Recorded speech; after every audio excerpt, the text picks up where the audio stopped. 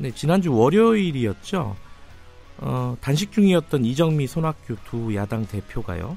연동형 비례대표 도입 관련해가지고 극적으로 단식을 풀었어요. 근데 일주일이 넘도록 아무런 논의의 진전이 없는 것 같습니다. 지금 어떤 상황으로 지금 선거제도 개편이 진행되고 있는지 정의당 이정미 대표 연결해가지고 자세히 좀 여쭤보겠습니다. 안녕하세요. 네, 안녕하세요. 일주일 됐는데 지금 건강은 괜찮으세요? 네, 회복식 하면서 열심히 일하고 있습니다. 일상생활에는 지장이 없으시군요. 네네, 지금은 많이 회복이 된 상태입니다. 예. 근데 제가 말씀드렸듯이요, 지난주 월요일에 좀 합의가 좀 극적으로 돼서, 이 선거제도 개편이 급진전 되는구나 싶었는데, 좀 여러 가지 좀 다른 목소리가 나오고 있어요. 지금 상황이 어떤지 좀 간략하게 좀 말씀해 주세요. 이게 분명히 5당 원내대표들께서 네. 사인을 하고 합의문을 만들었는데요. 네.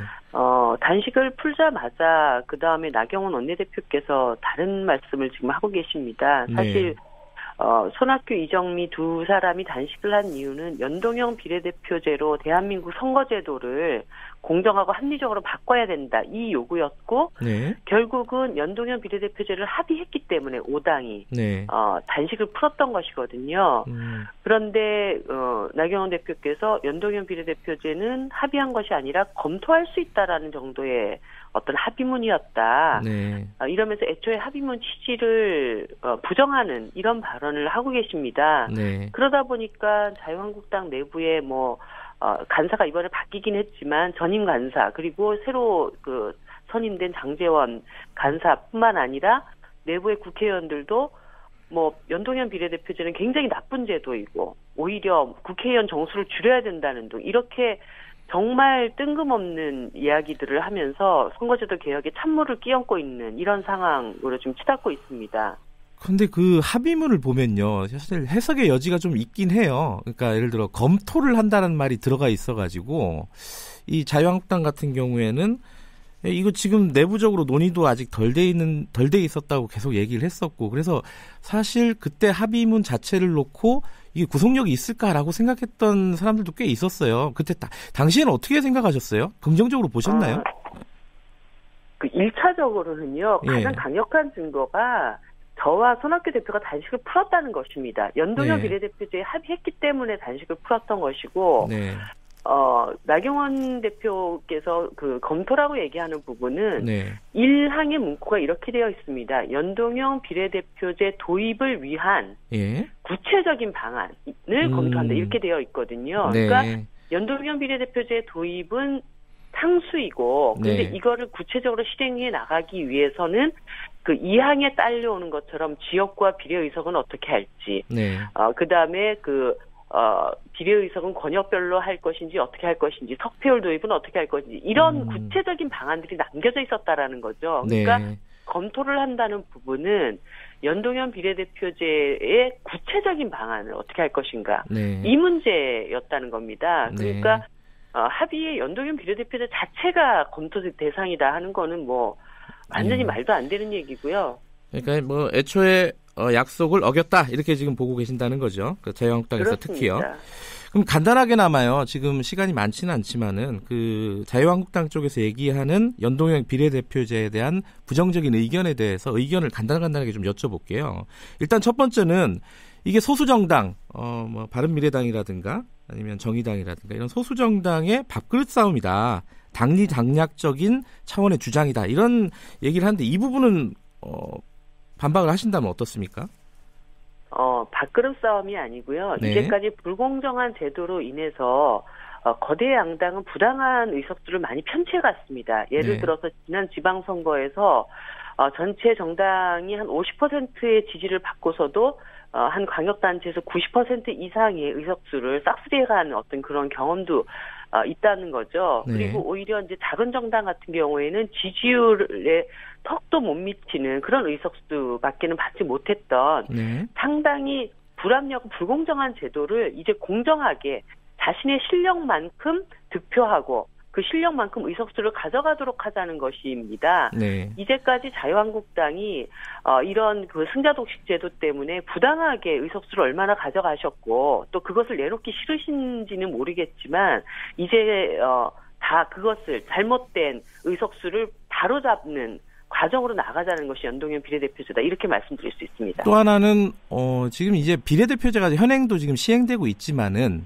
이 연동형 비례대표제는 국민들한테 좀 생소한 개념이긴 해요. 그래서 결국은 이게 국회의원들을 직접 선거하는 게 아니라 간접 선거하는 거 아니냐, 간선제다. 이게 국민들이 네. 직접 뽑는 국회의원들이 줄어들고 간접적으로 뽑는 국회의원이 늘어난다. 이게 정치개혁이냐, 이런 주장이 있습니다. 이거에 대해서는 뭐라고 얘기하실 수 있겠어요?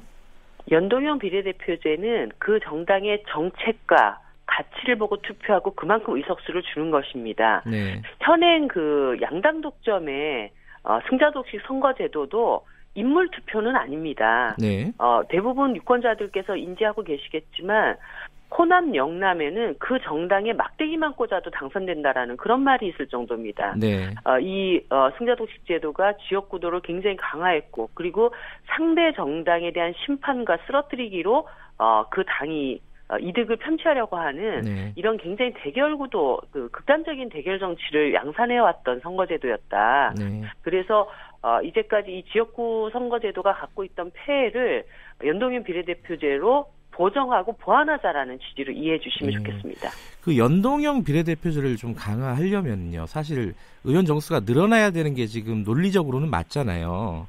근데 네네. 지금 한국당에서는 의원 정수를 어떻게 할 것인지 여론조사를 해보자. 이건 국민들이 반대할 가능성이 좀 높지 않아요? 이거 어떻게 해야 됩니까? 여론조사 가능한 건지, 그리고 여론조사를 실제로 이 정개특위에서 반영을 해야 되는 건지, 이 부분은 어떻게 생각하세요? 오히려 한국당에서는 네. 지역 그 전체 의석수를 줄이자 이런 얘기까지가 나오고 그러니까요. 있는데요. 네. 사실 지역구 의석을 줄이자는 것에 가장 결사반대했던 정당이 자유한국당입니다. 19대 때 그 당시 네. 선거개혁이 거의 코앞에 갔다가도 지역구 의석 줄이는 거를 결사반대해서 결국 비례의석을 줄여서 지역구 의석을 늘리는 이런 계약이 일어났는데요. 네. 이것은 현재 자기들이 가지고 있는 기득권을 단 하나도 내려놓기 싫은 그 본심이 작동하는 것이라고 봅니다. 예를 들어서 의석수를 늘리면 당연히 현재 국회의원들이 가지고 있는 기득권의 일부를 내려놔야 됩니다. 세비도 삭감해야 되고 네. 보좌관수도 줄여야 합니다. 네. 그것을 내려놓기 싫기 때문에 국민 여론이라고 하는 국민 정서를 앞세워서 자신들의 본심을 가리는 거라고 보고요. 국민들한테는 지금 국회가 극단적인 불신의 대상이기 때문에 의원 정수를 늘리는 것에 대해서 반감을 가지고 있을 수 있습니다. 그렇죠. 하지만 의원 정수가 늘어나고 다당제가 안정화되어서 극단적인 대결 정치를 우리가 극복할 수가 있고 그리고 행정부를 더 철저하게 감시할 수 있고 의원 특권을 내려놓을 수 있다라고 하는 이런 결과들을 국민들께 선물을 드린다면 저는 지금의 이 그 불신에 의한 의원 정수 반대의 어떤 여론이 변화할 수 있겠다 이런 확신을 가지고 있습니다. 지금 당장은 여론조사하면 아직까지는 국민들이 의원 정수를 늘리는 부분에 대해서는 찬성하기가 좀 힘들지 않을까라는 생각은 좀 들어요. 네, 그래서 확고한 개혁 의지와 그 결단을 보여드리면서 평가를 받아야 한다는 것이죠. 네. 그리고 또 이게 지금 합의문에도 있지만은 개헌 논의가 선행 혹은 후행돼야 된다라는 거는 확실하잖아요. 당시에 그 합의 내용에는 네. 선거제도 개혁 법안 개정과 동시에 이제 논의를 한다 네. 이렇게 되어 있습니다. 한마디로 선거제도 개혁 먼저 해놓고 그 직후에 네. 권력구조 논의를 한다라고 되어 있습니다. 사실 네. 이게 20대 국회에 들어서 지금 개헌 논의가 스톱돼 있는 상황이기 때문에 네. 이 논의를 이어가자라고 하는 뜻인데요. 네. 그런 논의는 선거제도 개혁 이후에 저희들이 시간을 가지고 충분히 검토해 나갈 수 있다고 봅니다. 하지만 선거제도 개혁과 권력구조 논의를 동시에 하자라는 것은 그 당시의 합의문 내용과 전혀 다른 이야기다. 이 말씀을 드리고요. 그 내각제와 연동형 비례대표제가 함께 가는 것이다라는 주장도 그거는 이치에 맞지 않고 사실관계가 다르다라는 말씀을 드립니다. 예를 들어 프랑스 같은 경우에는 준대통령제도를 실행하고 있지만 비례대표제를 하고 있습니다. 그리고 영국의 경우에는 분명히 그 내각제를 하고 있지만 우리나라와 같이 단순 소선구제로 국회의원을 뽑고 네. 있거든요. 예. 그래서 이것이 뭐 내각제와 연동형 비례대표제는 쌍으로 간다라는 주장은 사실관계가 아니다라는 말씀드립니다. 그 저번에 최강시사랑 인터뷰 하실 때 이정미 대표께서 민주당하고 자유한국당 중에 민주당이 더 밉다고 하셨잖아요. 네네. 그 기사가 많이 됐더라고요. 네. 근데 지금 민주당 분위기는 어떻습니까? 이게 자유한국당과 달리 이 연동형 비례대표제에 좀 적극적으로 나서는 움직임이 있나요? 아니면 아직도 미적거리고 있나요? 어떻습니까? 저는 사실은 민주당이 지금보다 훨씬 더 적극성을 발휘하는 것이 필요하다고 봅니다. 네.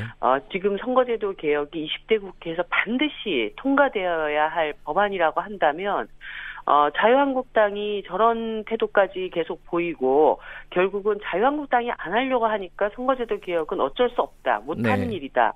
이렇게 그냥 마무리해서는 안 되는 문제라고 봅니다. 네. 저는 뭐 극단적으로는 지금 더불어민주당의 박주민 의원이 네. 연동형 비례대표제와 관련된 법안을 제출해 놓은 게 있습니다. 그렇죠. 더불어민주당 의원님 수십 명이 그 법안에 사인을 했고요.